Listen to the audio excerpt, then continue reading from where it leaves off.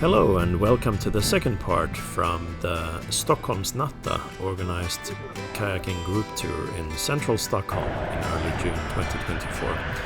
If you actually missed the first part, I'll leave a link here, so I recommend you go and check that out. And if you've already seen part one, then of course this kind of virtual kayaking tour continues. At this point we are with a group of about 20 paddlers under Årstabroarna bridges. You have trains passing overhead, and on the left of us is Stockholmsnatta. Just like we did in the first video part, the idea is to use the memories from this really nice evening on the water as kind of a virtual kayaking tour around central Stockholm on the west side. And this location, Stockholmsnatta, is actually noteworthy in that the island parts here are not always a place that everybody, even in Stockholm, has actually set foot on. I myself hadn't done that until recent years in connection with paddling trips. It is possible to go here by a special ferry, but if you're a paddler, of course you have easy access to this island little paradise in the middle of Stockholm, but you should be aware of that it's a bird protection area in large parts, so you need to check the times, and normally it's in the fall or in the spring that you can actually visit on the island or set foot on the islands here. So we passed Stockholmsnatta, and now this is actually the location where we're turning back. If you remember, this was how we paddled, and this is our route, and we are now heading back westwards, where we will in a few moments actually stop for a break at Tanto badet.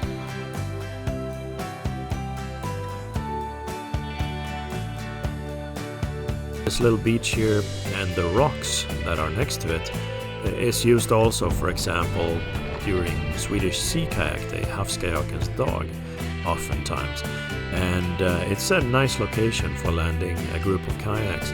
And these rocks here are of course really nice to sit down on and look out over the water and have some snacks. So we took a break, got some well-deserved rest before paddling onwards.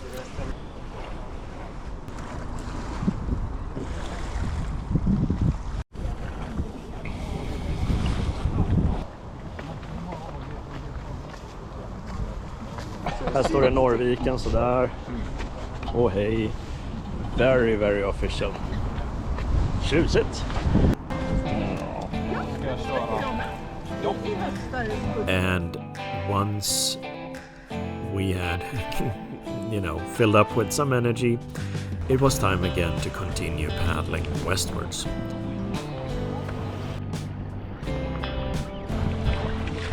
So we're passing Liljeholmsbron bridge again, and Hornstull on the right, and now we're actually getting back to the passage which we paddled through before, between the large island of Södermalm on the right and Reimersholme on the left, and now we're heading just back in the other direction. This is the intersection, if you recall that, which kind of is the point that connects the three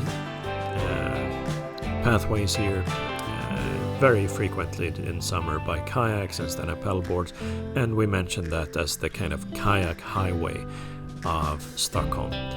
And if you've seen that, when multiple groups of rental kayaks and kayaks from clubs and organized trips meet up, I mean, it can be so full of kayaks right here.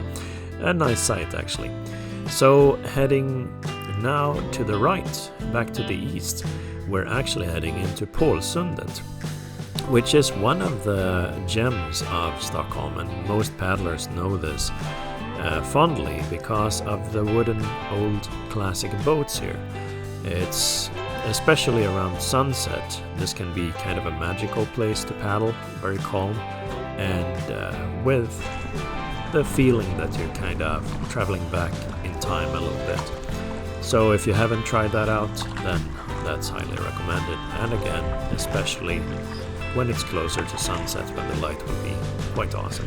And here, of course, we are getting closer and closer to sunset because this is an evening paddle.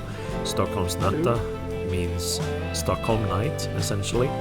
And it's going to get darker and darker as we get back to our starting point at Pampas Marina.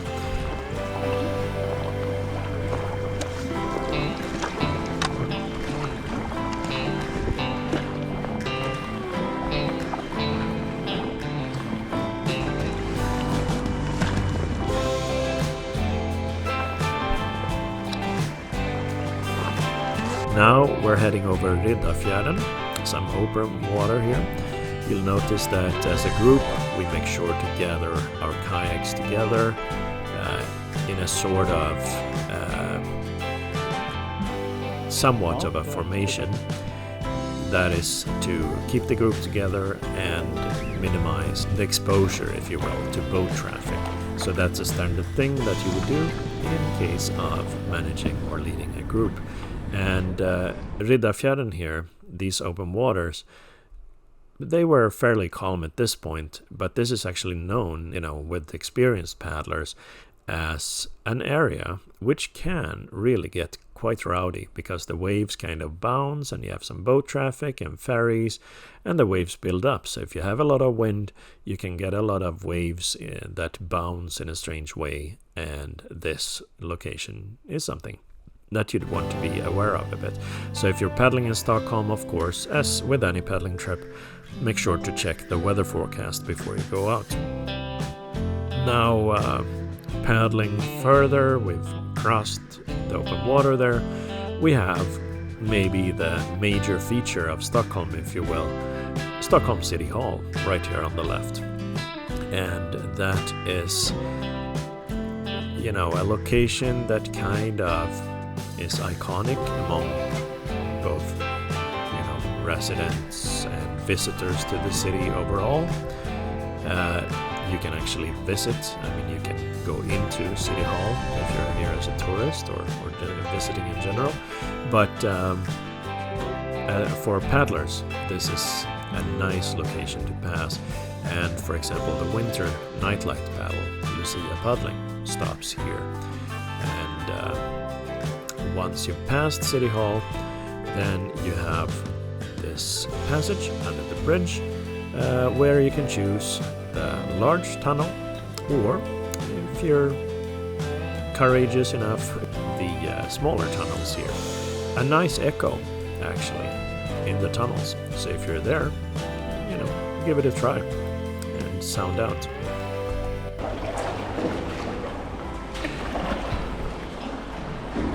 Oh.